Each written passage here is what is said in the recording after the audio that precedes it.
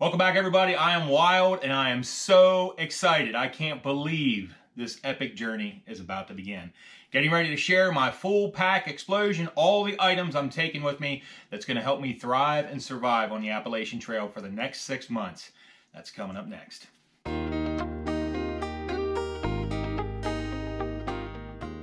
Now, before we begin, I do want to mention that I am not an ultralight backpacker. I accept full responsibility for all the gear that I'm about to share with you.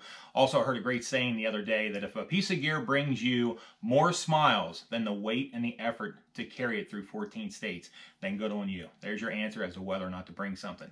And also, let's not forget Grandma Gatewood, who made us all look bad with the equipment that she carried effortlessly through multiple Appalachian Trail through hikes. Now, please keep in mind that this is my winter hiking gear. I am a February starter, so I'm beginning my hike in wintertime. My equipment needs to take me safely down to single-digit temperatures, and I've already tested it, and I feel that it's absolutely going to get me there.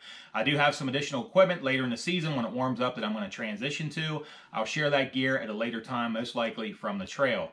I also welcome you to check out 4 other videos that I've recently released where I talk a little bit more in depth about some of the equipment that I'm going to share. That is my Big 3 video, where I cover my shelter system, my sleep system, and also my backpack. Also my complete cook system, that is how I'm going to prepare my meals while I'm out on the trail. All of my rain gear that I hope is going to keep me dry, ha ha ha. And also my electronics and all of my vlogging tools. So feel free to check those videos out, and I'm going to cover everything as well as everything else I'm taking along for the ride. Starting things off with my food bag. This is how I'm going to carry all of my food with me during my hike. This is the Light AF Large Dyneema food storage bag, and I just wanted to show you. Right now I have about 3.5 days of food in here, enough food to take me from atop of Springer Mountain through Neal Gap. I wanted the large because you can see I have a lot more capacity in here, and the reason why I went with the large is because of my food carries. I may decide to hike all the way through the Smoky Mountains and also through the 100-mile wilderness. So this allows me some extra space for some longer food carries. A couple other items that I'm going to be including, and I've done in my food bag, I've added some of these reflective dots on here so I can easily find my bag in the middle of the woods early morning or late at night.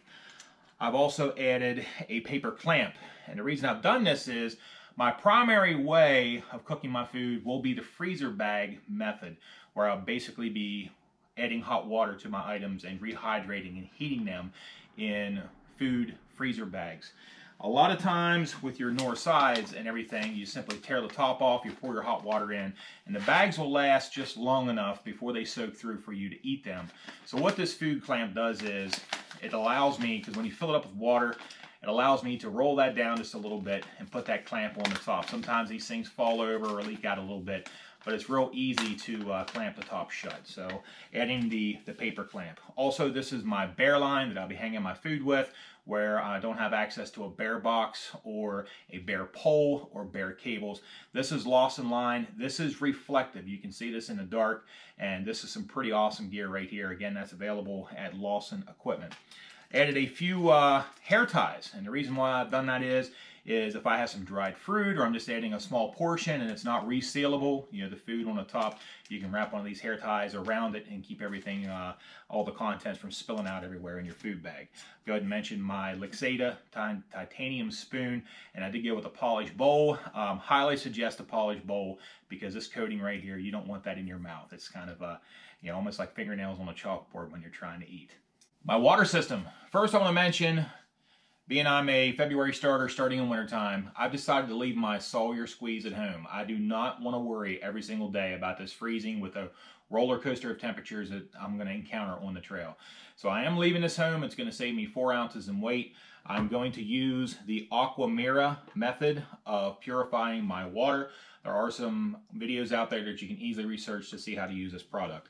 Also, as far as water storage, I'm carrying a 2-liter water bladder, and this is the, I'm just going to spell it, CNOC.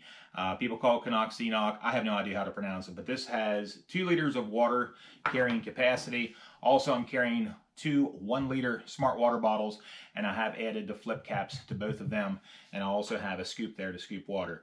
Now, once I transition into warmer weather, I'm going to grab my Sawyer squeeze, and I am going to have some other items that I'm going to combine with this water bladder to set up a gravity feed system. I'll cover that a bit later on the trail. One other item I decided to leave at home, thanks to you, my subscribers, and some awesome tips, I appreciate it, is my camp shoes. I'm going to leave these at home. It's going to save me 9.6 ounces in weight. I do plan on picking these up later in the season when the days are longer and I get out of wintertime.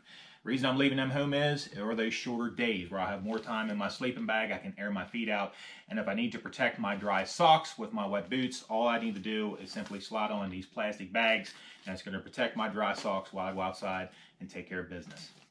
Covering my cook system very quickly, again I break this down in greater detail in my separate video. I do have a Dyneema pot storage sack from Myers Hammock and Gear. I also have a Toaks 750 pot that I will be doing my cooking in. I have a BRS 3000 stove. I have a set of hot lips to keep me from burning my lips in the dead of winter. Nothing worse than a lip burn in cold weather. Oh my goodness. A homemade Kozy system with a lid that I've fabricated and also a mini Bic lighter. Everything that's nicely together in this Dyneema storage sack by Myers Hammock and Gear. This is also seam taped and waterproof, so I can keep some extra coffee, tea bags in there. I store this upside down on the outside of my pack, so if I want a hot drink during lunchtime, it works out really great. My shelter system, and I do invite you to check out my Big 3 video where I go into much further detail of my Z-Packs duplex tent. I also have 4 of the larger Z-Packs shepherd's hooks. These are made out of titanium.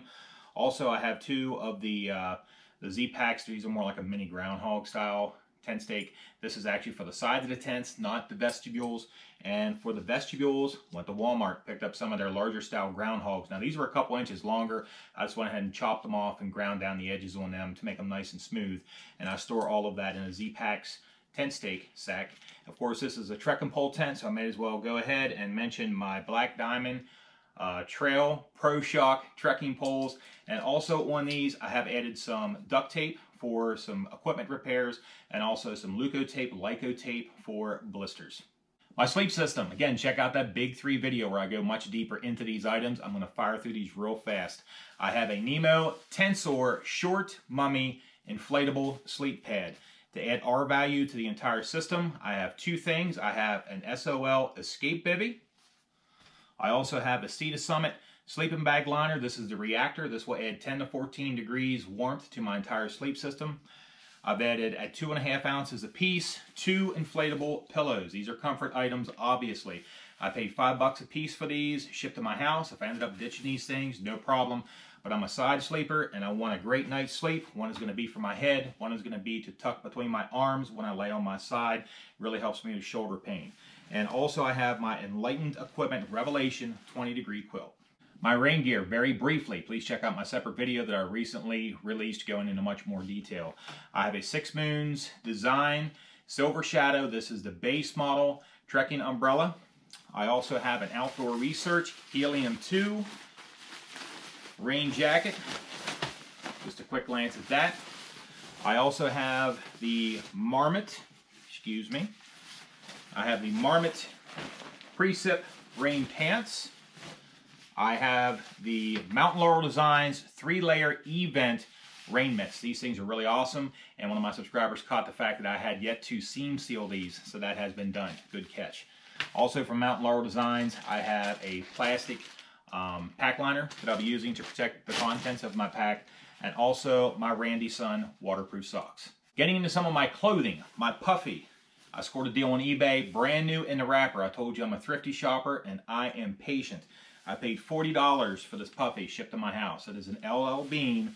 It's 850 down tech insulation filled, which means it's treated down insulation. It's water resistant. It also has a Pertex shell on the outside which resists water. Of course, you can pack this away in its own pocket. Digging into my sleep clothing, I'd like to share an item if you are looking for a microgrid fleece hoodie. It seems like everybody seems to be looking for the Melanzana microgrid fleece hoodie. Well, unless you know somebody who lives in that town who can go buy you one and ship it to you, or if you want to spend 3 times as much on eBay for one of those items, you can't buy it from their store online. Great product, great company, but if you're looking for a value solution, you may want to take a look at this next item. This item is manufactured by a company called TrueSpec, and they manufacture items for police and law enforcement. This is their microgrid fleece hoodie. It does have a very generous size hood on it, so if you have a hat or something like that, it fits well over top of it. A couple other features that I absolutely love is it has thumb through sleeves. These sleeves are very generous in length, and also it has a quarter zip. So if I decide to wear this while hiking or sleeping, I really like the idea of a quarter zipper, so you can really vent some of that heat out if you're building some friction while you're out there making some miles. Also, something else I love about it is it does have a kangaroo style pocket. But one thing that none of your other microgrid fleece hoodies out there on the market are going to have, this has a zippered, and I'm going to have to try to show this to you really close. Not only do you have the kangaroo pocket that you can slip your hands into, but there is also a zippered concealed pocket in behind the kangaroo pocket. Very difficult to see with it being black. This passes the whole way behind the kangaroo pocket, and it zippers from both ends. And what I plan to do with that zippered concealed pocket is that's where my phone, all my batteries, and potentially even my water filter will go during the night. Again, I'm a side sleeper, so when I lay on my side, all those items are not going to give me any trouble at all as far as discomfort. Put a link down there. You guys can check it out for yourself. This is definitely a few dollars cheaper than the Melanzana, and it may work for you. Continuing on with my sleep clothing, a simple short sleeve wicking shirt. Something else I found great comfort in, and everybody's going to laugh, these are women's cuddle duds. And guys are going to get a real kick out of this right now, but I'm going to tell you right now, women's cuddle duds are one of the most comfortable things that I've ever worn in my life. The only thing I want to caution the guys on is there's no barn door on the front, so be careful how you manage your equipment. These are so very comfortable that after a long day and your legs are beat to pieces and you have Gumby legs, when you slide these things on, you feel like you're just sliding in to like flannel sheets in a comfortable bed at the end of the evening. So women's cuddle duds, they're very warm. Check them out. Got these at Walmart for cheap. One extra pair of wicking underwear. These are my darn tough sleep socks, and I just made sure I got the full length socks for that. Another comfort item, and I do have a separate review on my page for this. These are the Aegis Max Wind Hard Down Booties. These have saved me so many times on a very cold night where your feet get cold and there's nothing you can do about it, even if you shove stuff down in the bottom of your quilt. But these are, I believe, under $20. This is one of the most awesome pieces of gear, comfort gear that I love, and I'll never hike in cold weather again without these. That's the Wind Hard Aegis Max Down Booties. I store all of those items in a Sea to Summit Nano 13-liter waterproof bag. My warm clothing, I will be wearing this particular hat, and I do like a hat with a bill because it helps keep some of the rain from in behind my glasses. Of course, that doesn't help when the wind's blowing 50 miles per hour and the rain is blowing sideways. This particular hoodie I plan on wearing, this is the Under Armour. It's part of their cold gear. It is the balaclava hoodie, and I love this because it has thumb-through sleeves. I'm a big fan of that. Almost gives you fingerless gloves while you're hiking, so it gives a little bit of warmth there for the blood that's flowing in the back of your hand. Also helps when you slide gloves on the top to keep the cold air out of there. This is a balaclava hoodie, so I'm going to go ahead and do a cutaway here real quick and show you the hood. There is an adjustable piece of shock cord in the back of the hoodie that you can actually pull everything together and pull this up across your face, making it more of like a balaclava. And there is actually mesh in the front of this. It's very difficult to see, but here coming across my mouth is actually a mesh material, which makes it very easy for you to breathe. One other thing that I like about this, it has a single zippered pocket. So if I'm headed into town and I want to put either my phone in there or some cash, my credit card, it does have just one pocket. And also, to give you an idea, it almost has, we've talked about microgrid fleece. Well, I would call this more like a nanogrid fleece, if you will, because it has these very small kind of octagon shape pills on the inside to really help build warmth and also wick the moisture away from you. Go ahead and show you my pants here real quick. I do have convertible Columbia outdoor pants on, for loss for a better word. They do have zip off pant legs on the bottom, so I'll be wearing these early on so I can zip the legs off, zip them back on, give me a pair of shorts. Of course, I got some extra storage compartments there that every man loves to have. As far as socks that I'm going to be wearing, full length darn tough socks, and I'm wearing Fox River sock liners. And the footwear that I'm going to be starting out with is the Salomon X Ultra hiking boots, and I will eventually transition into Ultra Lone Peak 3.5s later in the season. A few additional worn and miscellaneous items. I do have a pair of Marmot Connect On Piste gloves. These are highly weather resistant and very warm. Again, another feature that I love is an anchored cord lock, and that means one-handed operation here. Just give it a tug, cinches right up around my hand. Also, ease of one-hand operation. You can uncinch it, pull it right off. Have a merino wool buff. I have a lightweight terry cloth lint-free rag that I've added a grommet to, so I can actually hook that onto one of my backpack straps to dry. I just really love a rag of this type because it really helps you when you're cleaning yourself up. It just really, the texture on it helps you really get the grime off your body. An Alda bandana, which this will actually reside in my cook kit. You want to be real careful using a regular buff in your cook kit because when you go to grab a hot pot with a standard buff, it'll actually melt from the heat. Deuce of spades, toilet paper, you guys get the idea. And also a Thermarest Z-seat. Muscle recovery and protection. Always listen very carefully to free advice that is offered up by those who have gone before me. With that in mind, I'm taking a play right out of Early Riser and Frozen's playbook. I have foot and ankle compression sleeves that I'm taking along. Calf compression sleeves that I'm taking along. I have a muscle roller stick. I actually picked this up at Walmart, and I could very easily pull the end off, and I pulled 2 additional rollers out, saving me about an ounce in weight because I simply don't need something quite as long to get the job done. Also a foot massage ball. I have a patella knee brace that I'll be taking along, and I have a combination IT band and patella knee brace that I'm taking along. My electronics and vlogging tools. Again, I've broken it down in a separate video. I'd invite you to go ahead and check that out where I go in much more detail. Let me go ahead and take you down to the tabletop and we'll run through this real quick. Switching over to filming with my iPhone 6S. Here is my GoPro Hero 7 Black. It's mounted to a Pedco UltraPod Mini. I have a foam windscreen. I have a Telesin triple battery charger, 3 GoPro batteries, a lens cover for my GoPro, an extra GoPro base.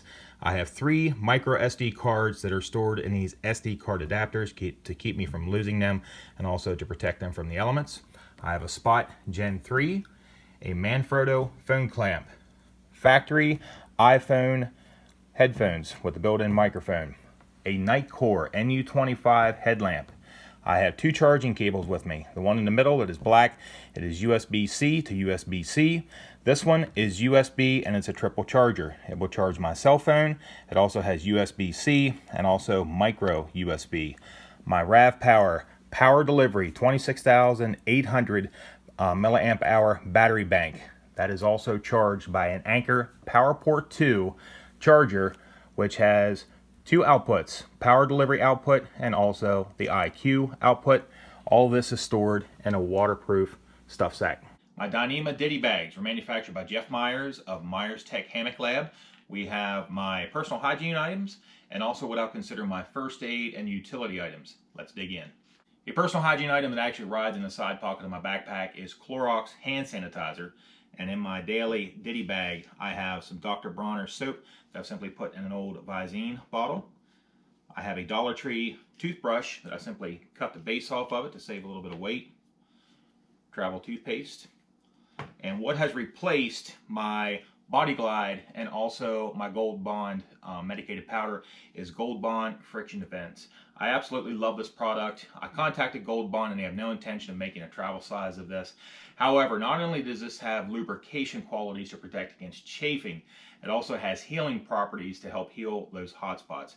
So if you take a look at the ingredients on Gold Bond medicated powder, it's actually some of the same ingredients in here, and this is also additionally lube.